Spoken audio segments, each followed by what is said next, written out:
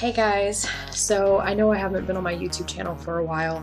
I have videos filmed, I just haven't really had the time to put them together and upload them on YouTube, so this is me trying and hopefully I actually get this uploaded. But there's kind of a bit of a controversy going on in the film industry right now, kind of, with fan people, and I figured since we're writers and I'm teaching you guys kind of how to write here on my channel, I figured I'm gonna jump on this bandwagon while it's going on. So the new Disney remake for Cruella de Vil, like her backstory and stuff, recently dropped. On Facebook I've seen in several different writing groups where people have been talking about villains and, you know, the female villain controversy, in the sense that some people on one side of the story feel like most female villains, when they're portrayed, are given justifications or reasons why they are villains. And like Maleficent, for example, like she was made into a villain, but it kind of trampled upon the previous, like the good characters that used to be in there, and she had to have good reasons for why she did what she did. You know, and how the controversy around that. And not everybody feels this way. I mean, a lot of people love Maleficent, and a lot of people are excited and really enjoy and are looking forward to the Cruella de Vil remake. So I figured I'd jump on this bandwagon, and not only am I going to give you guys my opinion on this matter and what I think as a writer, but I'm going to take this opportunity for us to look at how to write a good villain. So we're going to look at a couple of villains that actually work and a couple of villains that don't work, and we're going to actually really analyze what works and what doesn't, and then from there we're going to take away, okay, so how do you write a good villain? And we're going to talk about this issue and talk about sympathetic villains and whether you should make your audience sympathize with your villains or whether you shouldn't, and whether sympathetic villains work. Since that's the controversy, you know, should you sympathize with your villains, and specifically all female villains, or are there female villains out there that do stand on their own and don't have justifications for what they do? So let's just get right into this. So obviously the first villain that I have to talk about that actually does work is Darth Vader / Anakin Skywalker. You guys can agree with me or disagree about any of these, by the way, because these are just my opinion, so I'm looking forward to hearing your guys' opinions in the comments below.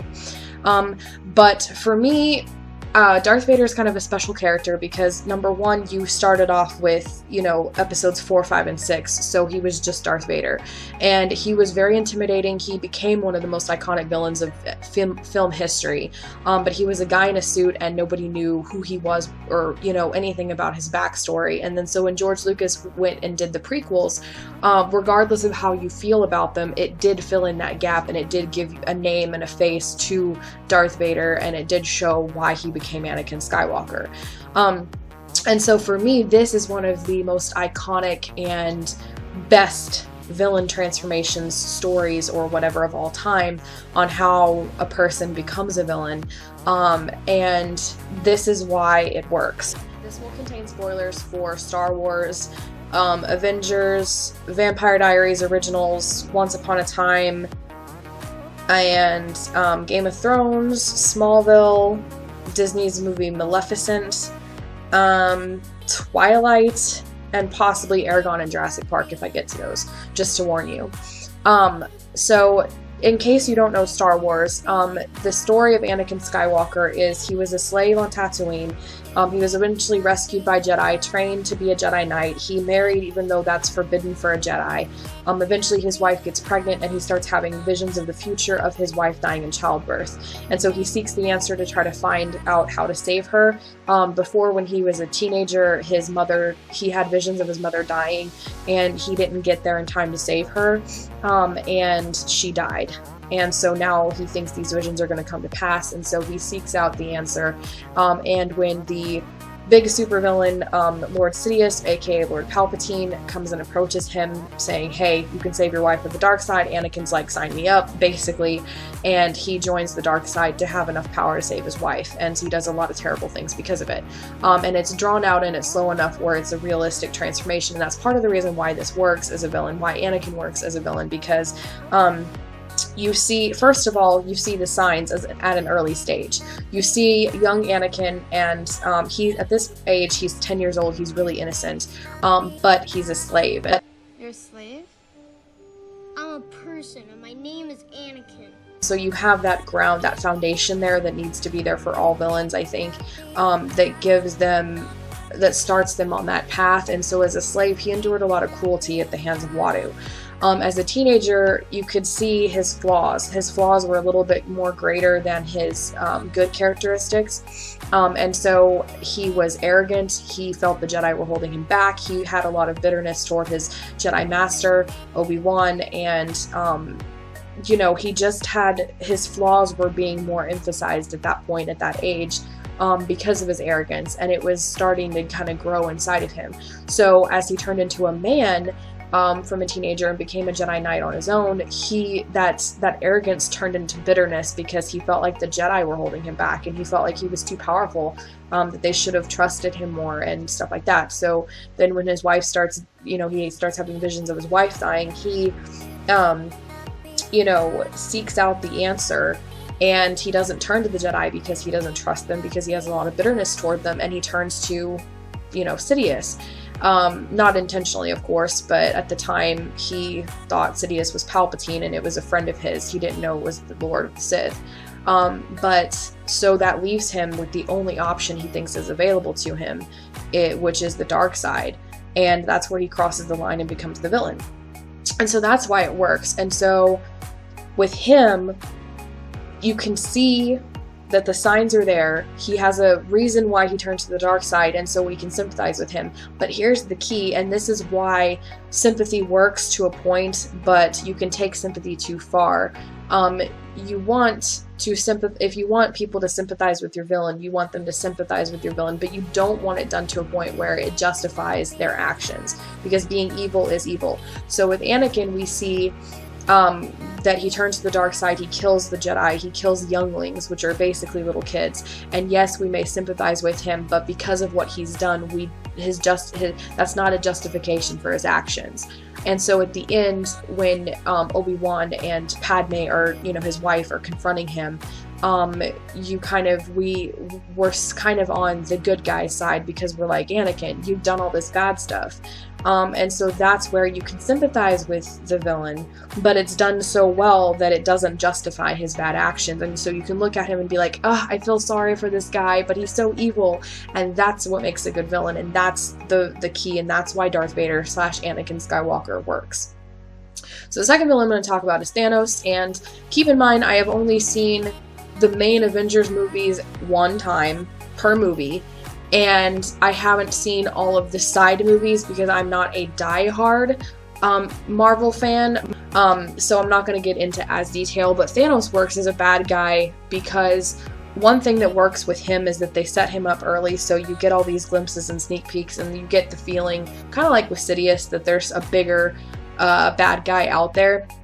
And one thing that really works with him is that he has his reasons. We don't really sympathize with him as a villain, at least I didn't, but he thinks that he's doing the galaxy a favor, the universe a favor. And that in and of itself works because villains, most generally speaking, they think that they're doing good. And even if they're doing bad, and you can see the twisted belief that they have. And for Thanos, the twisted belief is that he's, gonna do all this bad stuff and kill half the universe because he's saving the universe. And in his mind, he's doing the right thing. And that is what makes a good villain too, because they, people nobody really thinks that they're evil. And so for that is why Thanos works as a bad guy. Not to mention, he is really tough, he is really epic, and he's really hard to defeat. He creates a huge obstacle for the heroes, and he kind of wins. So he's a lot like Sidious to me, in the sense that, he's the big supervillain and he's the big bad guy that seems untouchable, and he thinks he's doing the galaxy a favor. So that's why Thanos works as a bad guy. Again, I'm not getting into any great detail because I've only seen the Avengers movies one time a piece, but the big thing for me with Thanos was that he thinks he's doing a good thing. And that was the first time I remember really thinking, where it was really included as a theme heavy-handedly, that I'm doing the galaxy a favor. That kind of mentality, that was the first time I'd really seen it used in that big of a theme in a movie before. Okay, so the third villain that we're going to talk about are actually two villains in a similar series. So Damon Salvatore from the Vampire Diaries and Klaus Michelson from the Vampire Diaries spin-off called The Originals. And I'm talking about them both because they're very similar characters and they're very similar villains, so that's why they're kind of like counted as one villain even though they're two. Basically, the gist of them both is that they're both vampires and they're both kind of evil vampires, and they basically kill people on a whim. They, Damon would go up and snap somebody's neck in a second. He goes and he feeds off anybody and everybody. He tricks people, and he's just this really big villain.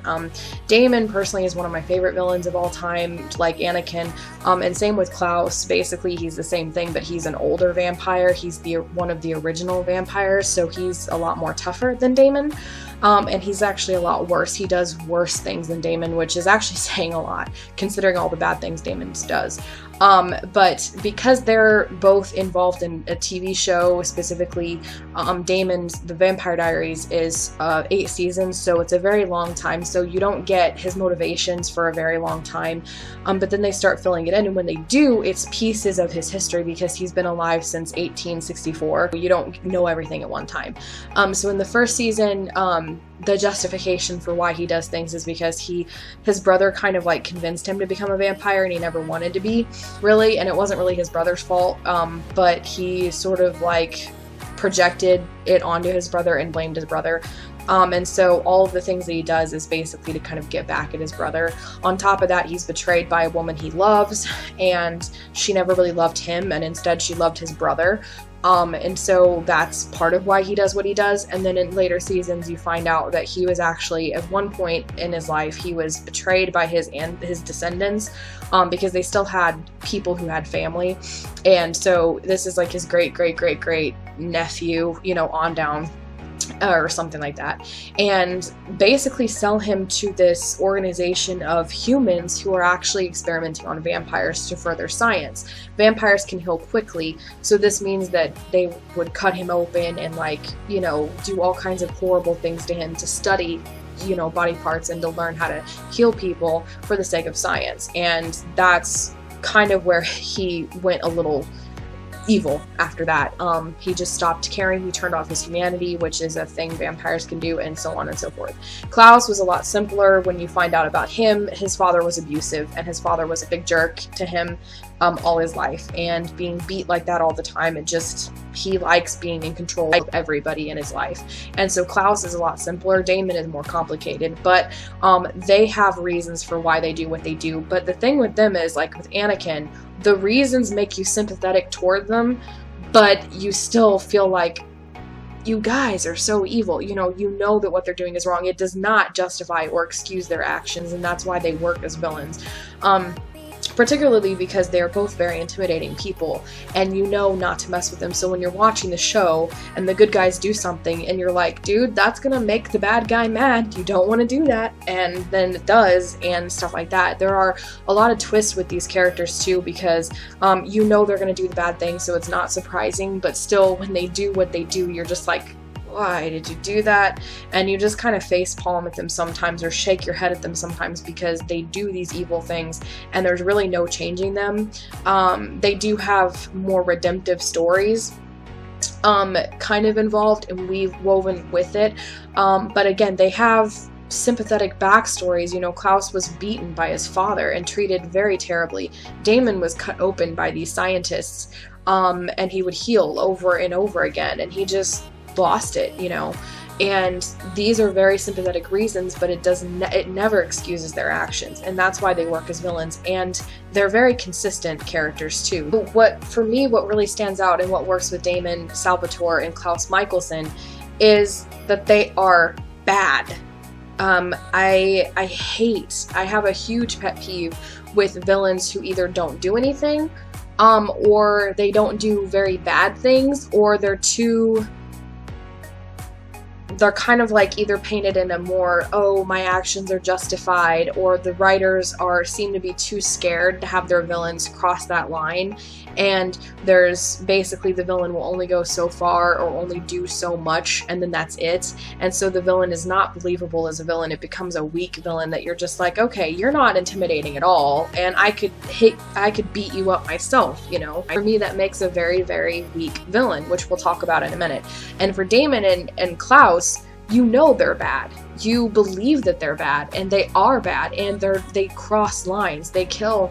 There's so many characters that they kill, and again, this is spoilers for the Vampire Diaries and the originals, but I'm pretty sure Damon kills several family members of, I'm not pretty sure, I am sure. Damon kills several family members of his friends, of the main characters. Klaus does the same thing. He treats his siblings like utter crap and everything, so they're very, very evil, and they are believable. They're not some of those villains that, I'm not gonna do that. I'm a villain and I'm a bad guy, but I'm kind of weak and I'm not willing to do that, and I guess I'm kind of a good guy too. So the fourth villain I want to discuss is Regina / the Evil Queen from Once Upon a Time, and I say slash because both of those are her names. She has two different identities, kind of like Anakin and Darth Vader. And for her, basically Once Upon a Time is a show that retells fairy tales, and it's the best I've ever seen because they have twists that you don't see coming, and they do villains. They are experts at this in the early seasons, and they're experts in the early seasons at twists in the show. So for Once Upon a Time in particular, for Regina, the gist of the story is that she was in love with this man, and I think he was like a stable boy or something, and when her mother found out that they were in love, she was going to run away and everything else, and she told her, I think she had gotten married to this guy who had a daughter who was Snow White. So she was kind of like 18-ish. Snow White was like, you know, a little girl, 4, 5, 6, something like that. And anyway, so Snow White found out that Regina was in love with this stable boy or whatever, this man that her mother didn't want her to be with. And she made Snow White promise to keep the secret, to not tell. And so Regina's mother, Cora, I think her name was Cora, but anyways, Regina's mother was very manipulative and kind of tricked the information out of Snow White and got the secret.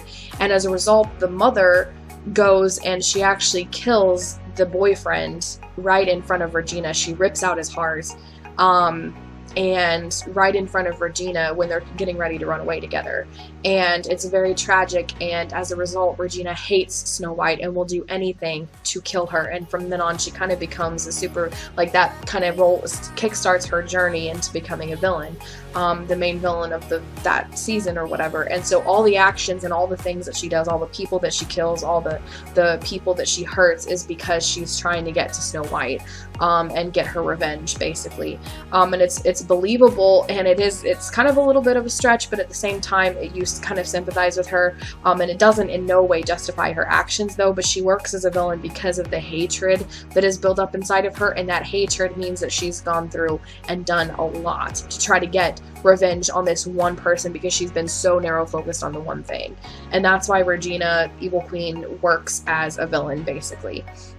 So the fifth villain that I want to talk about is actually one that's also on my weak villain list, because there are reasons why this villain works and there are reasons why it doesn't work, and I'll talk about why it works or why it doesn't work later, but right now I wanted to talk about why this person works as a villain.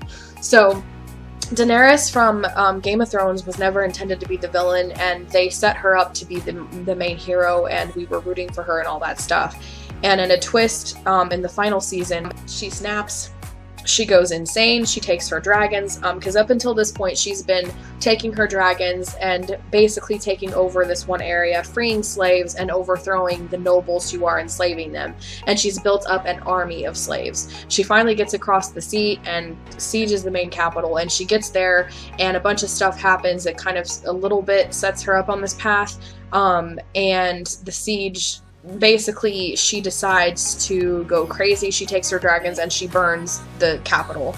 And up until then, she hadn't really intended to burn the capital. She was going to take over and do what she had been before, where the innocent civilians and the slaves and the lower class people would be set free, and it would be the nobles and stuff like that that was overthrown. But then she just snaps and just burns everything, and kills a bunch of people.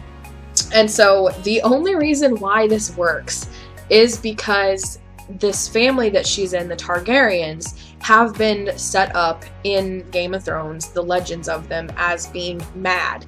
Her father went mad. He was known as the Mad King, and it's just because they intermarried with siblings. You know, siblings would marry each other so much that on down the line it just, usually a Targaryen snaps. Like, it's kind of like an inevitable thing that happens in their bloodline. And her father snapped, her brother snapped and got himself killed. And so it was kind of like this ticking time bomb, and they did mention that, and they set that up right from the start at season 1. That's been a part of the back history in her family. And so it makes sense that she eventually snaps and goes mad herself, and that's the reason why it works. And that's pretty much the only reason why it works. The villains killed some people that she was close to, and you know, a few like that kind of happened, and I think she lost one of her dragons, and she's very protective over her dragons. So, I mean, and all that kind of works, but the main reason why it works, and for me why it works, is literally just because it was set up because her family is mad, and so we know it makes sense. I mean, she's a Targaryen, they go mad, and that's kind of like, it's a cop-out, but it makes sense with the history, and that's the only reason why she works as a villain in the final thing. And at that point, we had rooted for her to be the main hero, freeing everybody from the main bad guys, and we were so focused on the Lannisters being the main bad guy and Cersei being the main supervillain, for me, that it took me by complete surprise, because I didn't think they would actually do that. I did not think they were going to make Daenerys snap at all.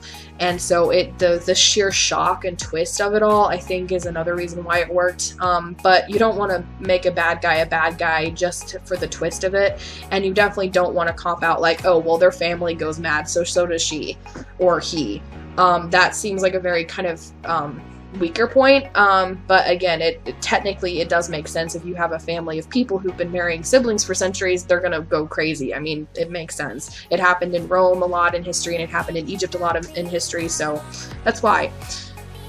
So that one's kind of a back and forth one, and I'll tell you why she doesn't work later when I get to her on my other list. Number 6, the second to last villain that I have to talk about, is another one from Once Upon a Time called Rumpelstiltskin, and I love him, and he's pretty much the only type of villain that would work this way in a believable manner, and this is because he is wishy-washy. But he's a wishy-washy one that works because you can never predict what he's going to do. Sometimes he's good, sometimes he's bad, and it really just depends on the episode, on whether he's a good guy or a bad guy. And because of that, he's the kind of villain that you're actually rooting for, and when he does something bad, you're kind of like, oh, Rumple, why? It's like, couldn't you have done the right thing? And you're constantly rooting for him. But you never know what he's gonna do, and he's always the kind of guy to throw that curveball in there, and you're like, wait, what just happened? And it's like, Rumpelstiltskin happened, that's what. And so for me, that's why Rumpelstiltskin, I think he's pretty much the only villain who could pull off this wishy-washy, I'm a good guy, I'm a bad guy, I'm a good guy, I'm a bad guy kind of attitude so many times, flip-flopping like that, because of how they wrote him. And so not only did he have a backstory that you can sympathize with, where he was born as a poor guy who was a bit of a coward, and whenever he went to fight in the Ogre Wars, at one point he got really scared because of the war and everything else, so he actually hurt himself. And so that he could come back home with his wife and son. And so his wife was like verbally berating him every day for being a coward, and she couldn't bear being married to a coward like him, and she left him and his son alone, and his son was all he had, and he was mistreated by other people all the time. He was looked down upon, he was called many names and a coward. And so when the opportunity for power arose, he basically killed the Dark One, which means that he became the next Dark One, and that means that he became basically the most evil guy in the realm at that point. And he did many things, and eventually his son left him too, not because he was a coward, but because he was evil. And now he loves power and craves it so much that that's become a shield for him, where he can't let his power go because he's scared. And deep inside, he's still a coward, even though he's this really epic villain that wields power and hurts the bad guys every moment he gets, basically. But there's also that side of him that kind of wants to be redeemed, and then there's you as the audience want him to be redeemed as you're watching him.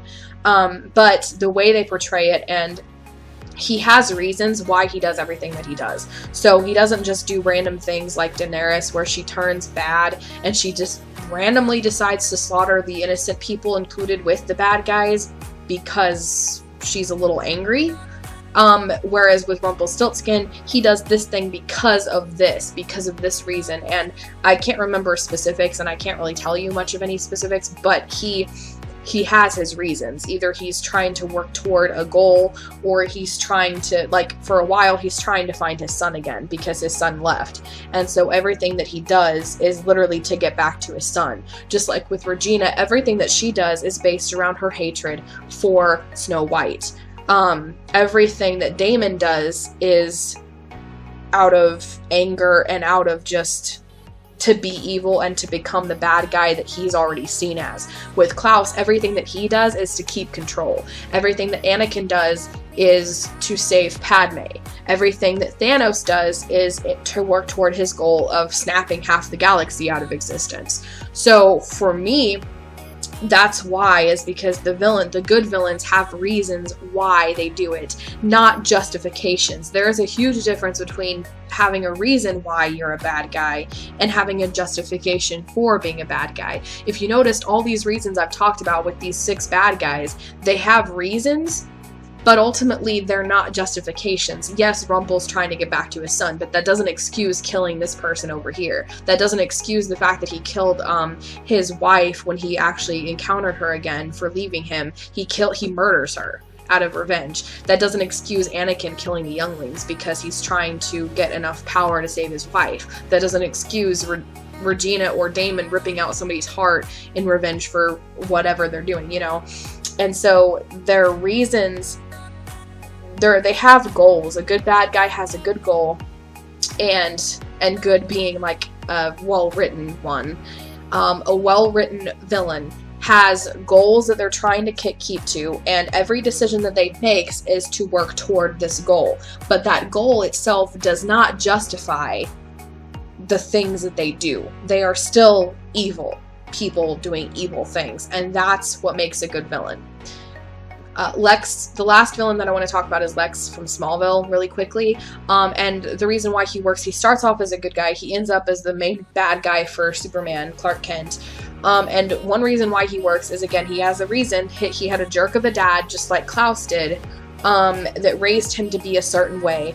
And he had a friend, Clark Kent, who saw beyond that and tried to keep him to be good, just like Obi-Wan saw potential in Anakin. But in the end, they were best friends who went through a series of difficulties with each other, just like Anakin and Obi-Wan. But in Lex and Clark Kent's case, they had a lot more screen time, because this was a TV show of 10 seasons versus a movie trilogy that just had 3 movies to get from point A to point B, basically. So with Clark and Lex, Clark doesn't trust Lex with his secret that he has all these powers, and over time Lex figures out that he's lying to him and that Clark is hiding things from him, and the obsession of trying to find out Clark's secret is what drives him to all these different things. And the lying and the deception that Clark actually does to Lex is kind of what turns Lex into this obsessive kind of bad guy that he becomes. And at that point, because he doesn't have that friend, eventually that tears up their friendship, and when he doesn't have that friend anymore, Lex basically has nothing keeping him good, and so he just does all these bad things and eventually becomes too much of a bad guy for Clark to be able to justify being friends with him anymore. And so that's why Lex works as a bad guy, is because he's pushed there by other people. But if done in a certain way at the expense of the good guys, that's where it doesn't work, which leads me right into the first villain that doesn't work, which is Maleficent. And I'm going to compare her to Lex here in a minute. But basically the gist of Maleficent is basically the backstory of the supervillain from Beauty and the... or no, not Beauty and the Beast, Sleeping Beauty. I get all those princesses ones mixed up. Sleeping Beauty. And so in the original Disney animated one, she's just evil, and she gets mad because she, I guess, wasn't invited to the princess's birthday, and so she decides to curse her, which is kind of weak, but it's an animated show for kids, so, you know, take that with a grain of salt. But when they remade the movie, I've only seen it once, mind you, so I may get a few details wrong, but when they remade the movie, the main reason why Maleficent doesn't work, I did enjoy the movie, but I just don't think she works as a villain, and I don't like the way that they did it is more what I don't like, because in order for her to become a villain, the characters who were originally good in the original had to kind of do some bad things. So what I'm saying is that for villains, yes, your villains can be pushed to become villains, but not at the expense of your good guys. Compare Maleficent to Lex. Maleficent becomes evil because the good guys do something bad to her, and I think he tries to falls in love with her, manipulates her, and then cuts off her wings. One of the good guys does. Whereas with Lex, he's pushed there because of Clark's lies, but Clark is only hiding his identity because if his identity gets discovered, he would be used as a lab rat, and, you know, a lot of people around him would suffer because of it and everything else. So he has his reasons, and it's not, so Lex gets pushed there partially because of Clark, but also mostly because of his dad, because of many other reasons. It's not just because of what Clark does.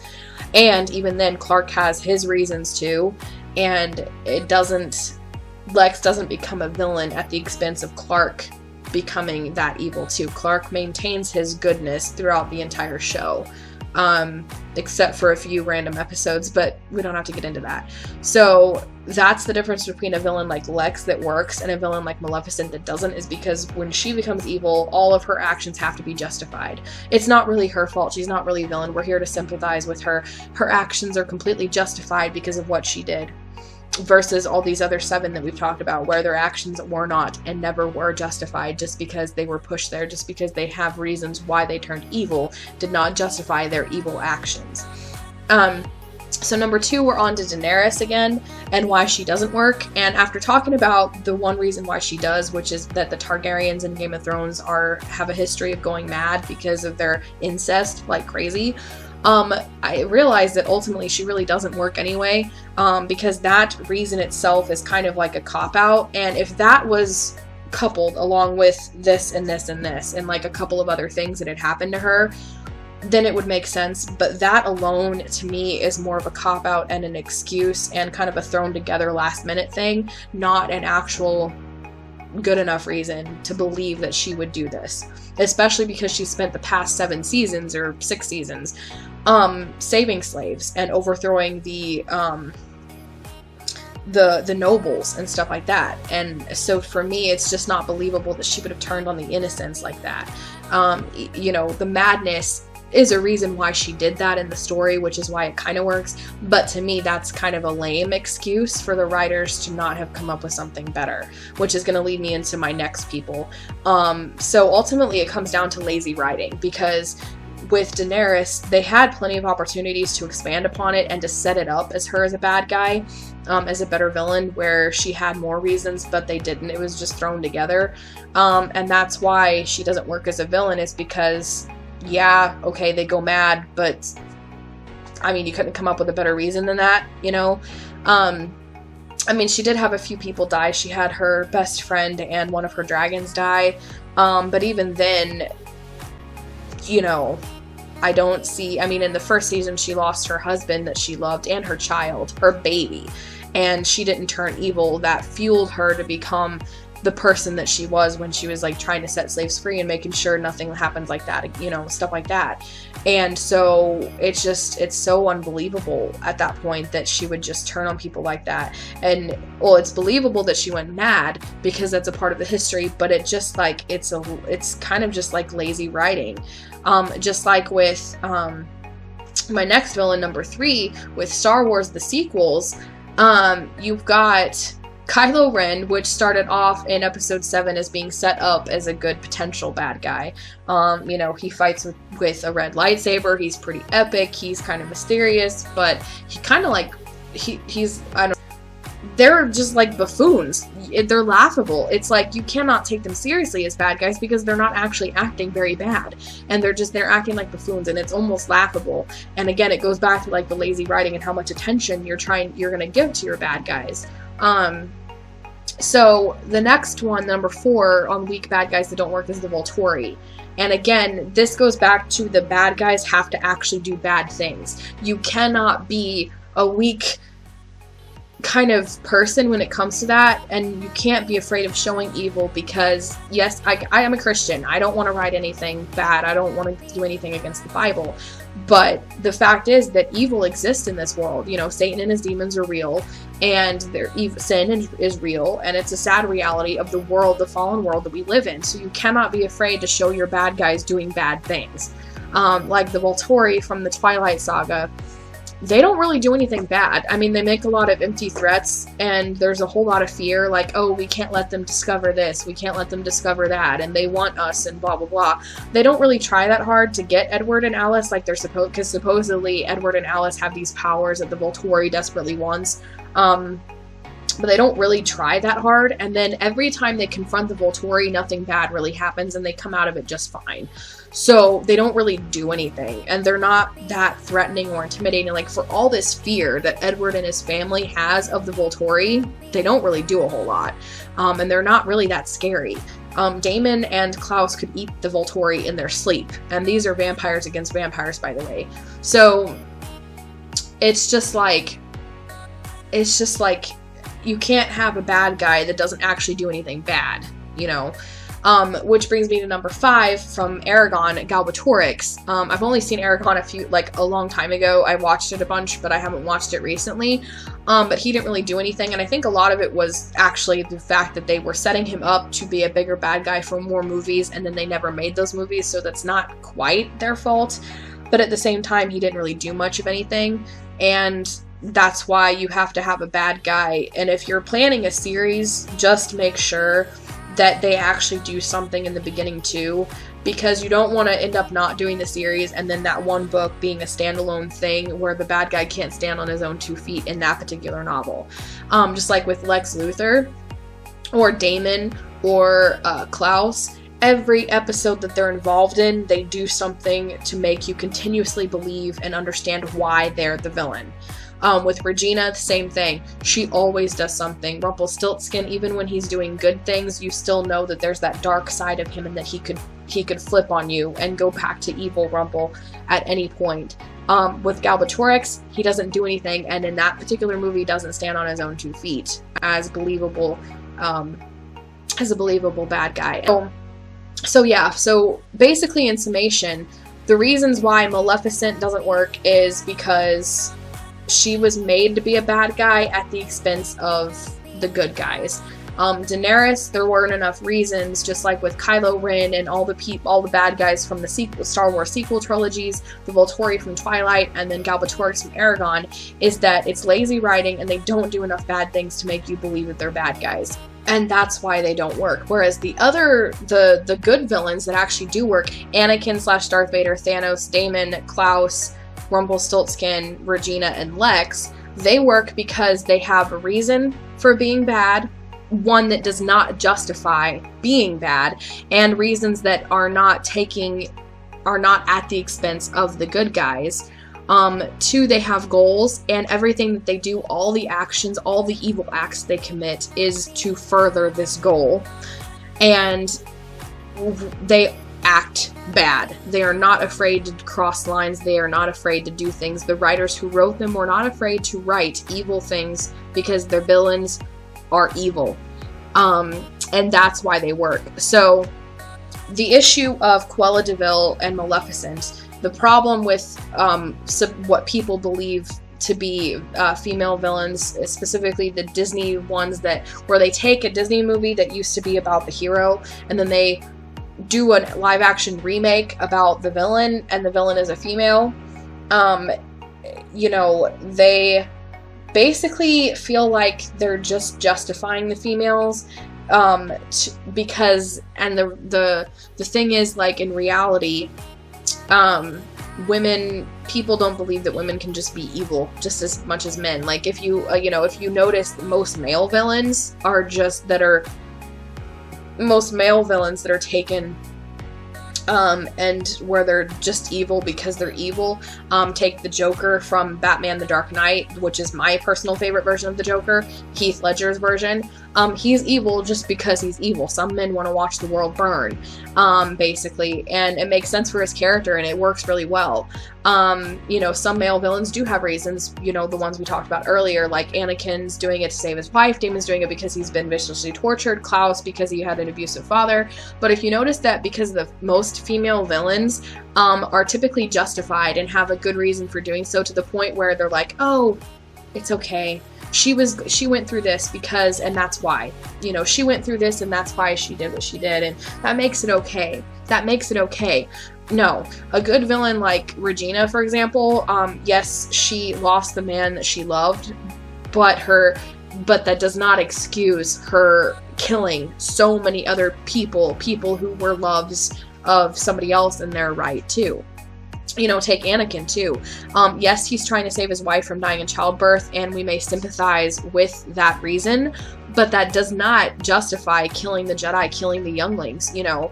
And like I mentioned before, at the end, when, you know, his wife and Obi-Wan are telling him, you know, we can't follow down your path, we actually can sympathize with him, while we are like, yeah, dude, you're evil. You know, Damon and Klaus, like, I love them, but they do evil things where I'm just like, you guys are so evil sometimes, you know? But with a lot of female villains, the backstory and the reasons why she became evil almost always are made in an attempt to excuse her actions. It's meant as a justification for being a villain, not as a villain backstory. And it boils down to real life how a lot of women are left, like, uncharged with domestic violence, and, like, even some women that are, like, made with rape charges and stuff like that, because for some reason we think women can't be evil, when the truth is that women can be just as evil, if not worse, than men can be. And I think that's the problem with society today.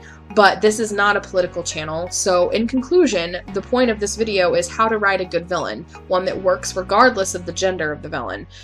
So the first way to write a good villain is they need a reason to be evil. Even if that reason is simply that they were born this way, or, you know, whatever the reason is, they're trying to save a loved one, or they went through something, they had an evil family member that mistreated them, etc. They just need a reason. Even if it's like the Joker, where he is just that way because he is that way, they need a reason. And a villain without a reason is a villain like Daenerys, where it doesn't make sense, and you're like, well, where did this come from? Why are they this way? I can't believe that. Along with that, number two is that they need a goal. A villain without a goal is not a villain. That's just a villain doing random things because you want them to. On all the villains that actually do work as villains, one of the main things that they had in common was the fact that everything that they do can be led back to the goal that they're trying to complete. You can tell me a random thing from one random episode on any of these people, and I can tell you this is why they did it. It was because of this, and I can explain to you how. Weak villains that don't have goals, to me, don't really make sense. So next is that most villains need at least one moment, however brief it may be, when we audience can kind of like feel that they're human. So an example of this is actually in Dr. Quinn. One of the guys that they use as an antagonist is called Hank. He's the saloon owner, if you will. And he can be a real jerk. He can be a real racist. Usually if they're trying to save some Indians, he's like, well, those Indians can all just go die. You know, he's one of those kind of jerks. But there are a few episodes where you see that he actually does have a heart. And so that's when you need to see that they're still kind of like human. With Anakin, we got to know the human side of him, the side of him that loved Padme, the side of him that loved being a Jedi, the side of him that loved piloting. You know, with Damon, we actually see that deep down inside, underneath all the crap, he actually does love his brother. So they need to at least feel or see that they're human, kind of have a humanizing moment, if you will. Most evil people actually have lines that even they won't cross, and most villains actually see themselves as the good guy. Like with Thanos, he thought he was helping the galaxy by destroying half of it. Anakin believed that he was doing something good to save his wife, you know, and if you just show that, generally your audience or your readers will actually feel for that character and that hook, and it makes your character more believable and realistic and human. Next, don't justify their actions at all. Your villain is evil for a reason, and yes, that reason may be good, trying to save a wife in childbirth. You know, you had a crappy father and you got beat a lot, you know, your true love died and now you're angry and bitter. Whatever the reason is, that was a reason, and yes, it may be a good reason, and it may make your audience sympathize with your villain, but it does not excuse what your villain is doing. What they do is still evil, basically, no matter what. Next, not all villains are redeemable. It's okay to do this with some villains, and it works with some villains, like Darth Vader, like Klaus, like Damon, but it doesn't always have to be done, and sometimes it's okay to not do that. They can just be evil villains because they're evil villains, and that's all we need to know. That's all they need to be, like the Joker. He's evil because he's evil, and he never gets redeemed, at least in the Batman Begins and the Batman Dark Knight saga. So even though all villains need a reason, even if it's just that they are born this way, some men just want to watch the world burn, but don't use this as an excuse in their backstory. So like Daenerys, for example, she's evil because her family goes mad. It's kind of a lame reason to be evil. And it's not believable because she never acted that way before. With the Joker, he came in evil, and the things that he does has always been consistent. And so for him, we may not know his reasons. He's evil just because he is that way. But we never need to know anything else because that's all he's ever been. With Daenerys, we needed that reason to believe that shift and that turn and why she just randomly started acting different. With like Azula from Avatar, we never really knew why she was evil. She was born that way. She was born kind of a psychopath, and she mentioned that at one point, like, my own mother thought I was a monster. She was right, of course, but it still hurt. That's one line that Azula says. And so for Azula, she's a female villain. She's evil because she's evil. She's consistently evil, and so we believe that she's evil and that she will always be evil. There's no redemption for her in the main series. Like, there doesn't have to be. She stays evil, and she's consistent, so we don't need anything else. So for her, being born a psychopath is a good enough reason for us. Whereas with Daenerys, it doesn't work because she didn't act that way. She wasn't consistently evil. She started off being good, and there was no reason to feel or understand her turn like there was with Anakin, or like in with Zuko in Avatar, Azula's brother. He started off evil, but he turns good, and you can see why he turns good, and we understand that transition. But with Daenerys going from good to bad, like with Anakin, that doesn't make any sense. Anakin's makes sense because he's trying to save his wife. Daenerys snaps because of the madness, and that doesn't make sense. You know what I mean? So that's why it doesn't work.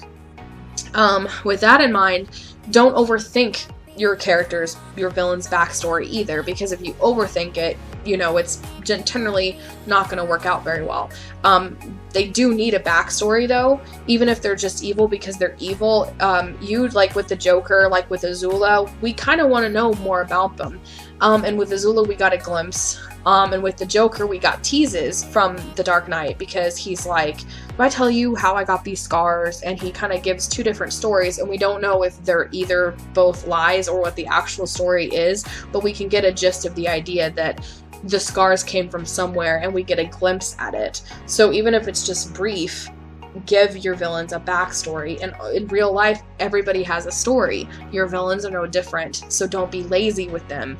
And again, don't be lazy, so know your villain as well as you know your hero. When you're lazy, you can tell, and it becomes really crappy, and their villains are not very enjoyable. Daenerys, every villain in the Star Wars sequels pretty much ever, was lazy writing. Galbatorix from Aragon in the first Aragon movie, lazy. It's just lazy because you don't want to do the work, but a good villain takes time and it takes work. So I hope that you've enjoyed this video. I'm sorry if it's really long, but I wanted to cover basically how to write a good villain and cover the issues the controversy that's going on with the Disney female villain remakes and stuff like that, and kind of go over what villains work and what doesn't, and basically putting everything that we learned together, compiling it into a list of how to write a good villain. And I hope that this helps you writing good villains. If you liked this video, please like it and share it around with all of your writing friends, all of your reading friends, even if it's just somebody who enjoys Star Wars or something, so to kind of fangirl and talk about the good villains. And be sure to subscribe for more writing videos every Monday, and I'm going to try my best to be more consistent with that. So thanks for watching, and I hope you enjoyed this video.